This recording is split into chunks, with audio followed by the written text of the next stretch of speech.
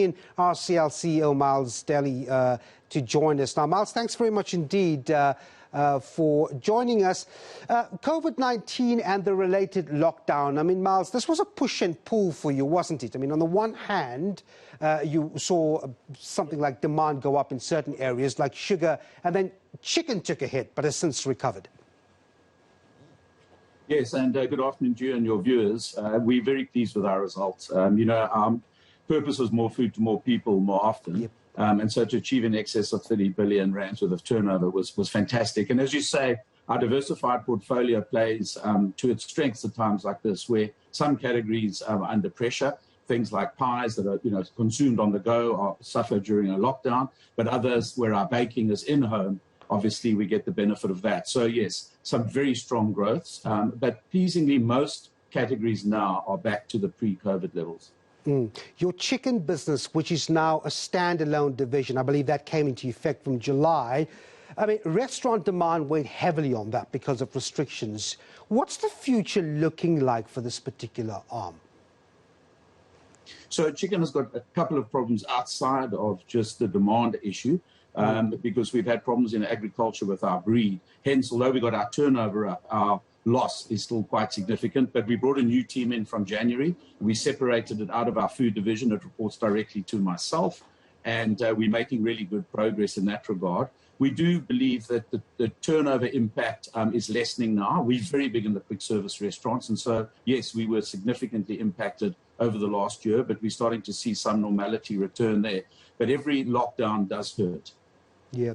I mean, more baking at home, as you highlighted in your presentation, as a result, more sugar being consumed at home. And that was great news for you guys on the balance sheet. But then you have the sugar tax hovering around all of that. And you've had some remarks on that as well. Where do you see this going?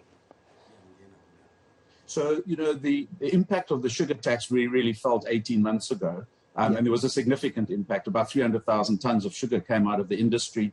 We've had a low world sugar price. And so there were a lot of impacts on that. But our team have done a fantastic job in terms of improving the profitability of sugar. So we did over 900 million in EBITDA, which is a record for our sugar business. A lot of it was the work that the team did in improving the agriculture, and also in terms of the way in which we got the most profitable mix we could out of our various retail and wholesale customers. And so that was something, as I said, that they did exceptionally well at. So very proud of the team.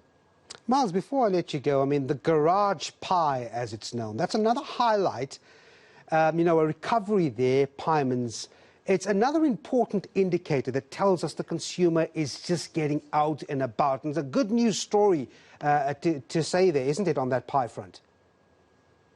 No, absolutely. Our pie business is a very good indicator. It is something that's consumed on the go. And so if you're not on the go, you don't consume it. So this is a good indicator and very pleasing. Also, our pet food business has done exceptionally well. And we see a lot of opportunity to continue to grow and innovate in the pet food category. So on balance, very, very pleasing result. And I think just to add is that we declared a final dividend of 30 cents.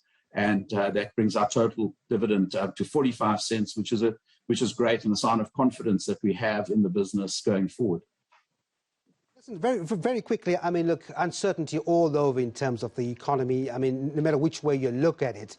What's your take on just further investment expansion here, Miles, as we try and get our growth and our consumer back in order? What are you looking investment-wise? So I think as a country, the recent unrest has really highlighted the fault lines. We have to create employment. We have to create investment. And so both government and business have a role to play. And I think during this recent unrest, we worked exceptionally well together as business and government. And I think that if we can do more of that, we need to create an environment where we attract investment. And we certainly plan to continue to invest. And then we've got to create jobs. We have to create jobs for South Africans. So that's a big focus area for us. All right, Miles, CEO of RCL Foods, thanks very much indeed for talking to us.